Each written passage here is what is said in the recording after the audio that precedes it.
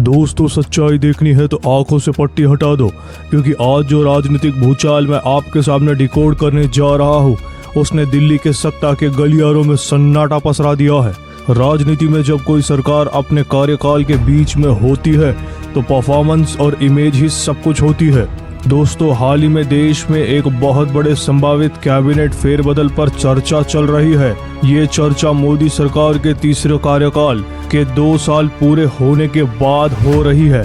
यहाँ पे टाइमलाइन बहुत मैटर करती है। दोस्तों, इस वीडियो को पूरा ध्यान से सुनिएगा। सूत्रों के हवाले से पता चला है कि देश को चलाने वाले 10 कद्दावर मंत्रियां उनकी कुर्सी खतरे में है। रिपोर्ट्स इस बात का संकेत दे रही है कि मोदी कैबिनेट के लगभग 10 मंत्रियों को इस्तीफा देने के लिए कहा जा सकता है। ये कोई रूटीन बदलाव नहीं है। सरकार कथित तौर पर अपने खराब प्रदर्शन को सुधारने, राजनीतिक जोखिमों को कम करने और उन विवादों से खुद को दूर रखने की कोशिश कर रही है जिन्होंने उसकी सार्वजनिक छवि को प्रभावित किया है। आखिर वो कौन से 10 नाम हैं जिन पर गाज गिरने वाली है? क्या सच में देश की अर्थव्यवस्था और विदेश नीति संभालने वाले सबसे बड़े चेहरे भी इस रडार पर है? अगले कुछ मिनटों में हम डिकोड करेंगे इस पॉलिटिकल सर्जिकल स्ट्राइक के एक एक नाम और उसके पीछे की असली इनसाइड स्टोरी। कुर्सी की पेटी बांध लीजिए, क्योंकि आज कई दिग्गजों के भ्रम टूटने वाले हैं।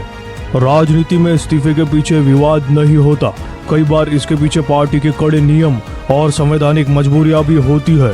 जिन 10 नामों की चर्चा राजनीतिक गलियारों में हो रही है उनमें से शुरुआत के 4 नाम इसी नियम के दायरे में आ रहे हैं। सबसे पहले बात करते हैं उन पार्टियों की जो पार्टी के उसूलों के कारण बाहर हो सकते हैं। पहले 2 नाम हर्ष मल्होत्रा और पंकज चौधरी। इन दोनों नेताओं के पद छोड़ने की संभावना बहुत जताई जा रही है। इनके हटने का कारण इनका खराब प्रदर्शन नहीं, बल्कि इन्हें राज्य स्तरीय बीजेपी अध्यक्ष के रूप में नियुक्त किया जाना है। ये सीधे तौर पर भारतीय जनता पार्टी की एक व्यक्ति एक पद की नीति का पालन है। पार्टी नहीं चाहती कि संगठन और सरकार दोनों की जिम्मेदारी एक ही व्यक्ति पर हो, जिससे काम का फोकस बिगड़ जाए। अब आते हैं संवैधानिक पेज पर। मंत्री पद पर बने रहने के लिए आपको संसद की किसी भी सदन का सदस्य होना अनिवार्य है।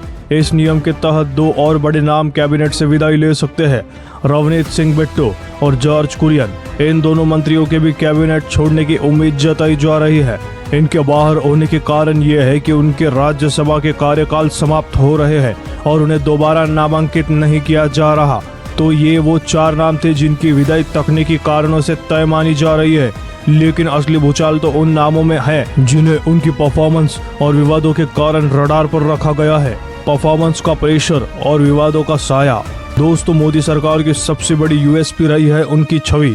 सरकार किसी भी कीमत पर उन विवादों से दूर बनाना चाहती है जिनसे उसकी इमेज को धक्का लगे, और इसी कड़ी में कुछ मंत्रियों के पोर्टफोलियो पर सीधे तौर पर सवालिया निशान खड़े हो गए हैं।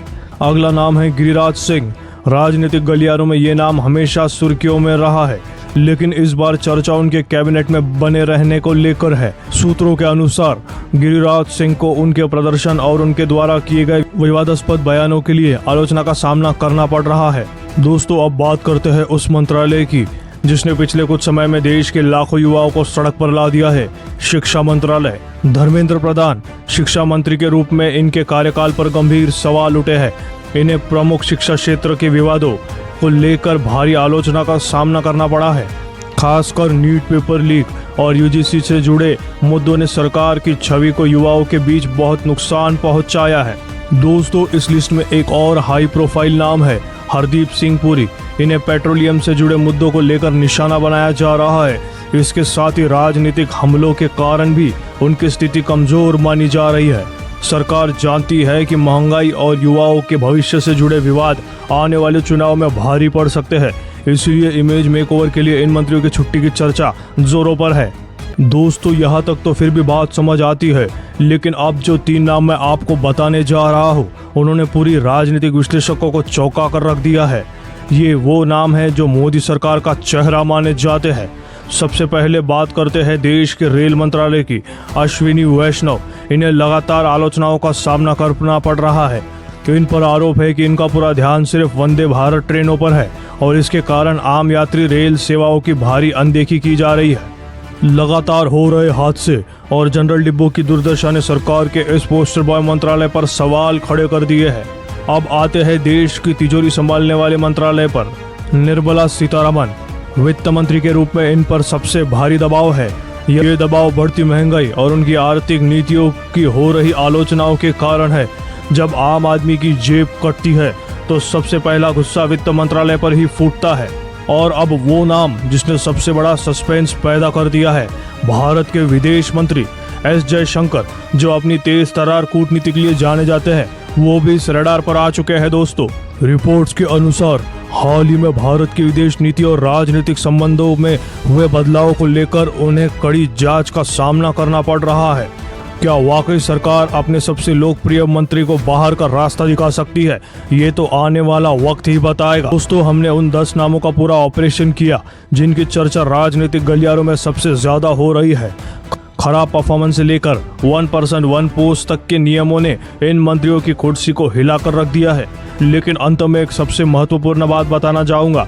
ये सिर्फ सूत्रों के हवालों से खबर दी गई है, लेकिन अंतिम निर्णय पूरी तरह से प्रधानमंत्री नरेंद्र मोदी और उनके टीम के हाथ में होगा। दिल्ली की राजनीति में ये कहावत बहुत मशहूर है कि मोदी के दिमाग में क्या चल रहा है ये सिर्फ मोदी ही जानते हैं। दोस्तों, अब आपसे मेरा सीधा सवाल है, आप इस संभावित कैबिनेट फेरबदल पर अपनी क्या राय रखते हैं?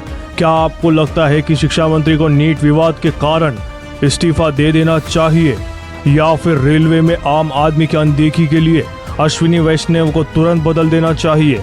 अपना नजरिया, अपना गुस्सा और अपनी बेबाक राय नीचे कमेंट बॉक्स में लिखें।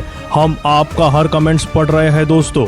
ऐसे ही सच्ची और डीप डाइव एनालिसिस राजनीतिक वीडियोस के लिए हमारे चैनल को तुरंत सब्सक्राइब करें और बेल आइकन दबाइए। साथ ही साथ इस वीडियो को अपने हर व्हाट्सएप और फेसबुक ग्रुप में शेयर कर दीजिए और लाइक कर दीजिए। आप देख रहे हैं मुंबई टुडे लाइव। मिलते हैं आपसे अगले अपडेट में, तब तक के लिए जय हिंद, जय भारत।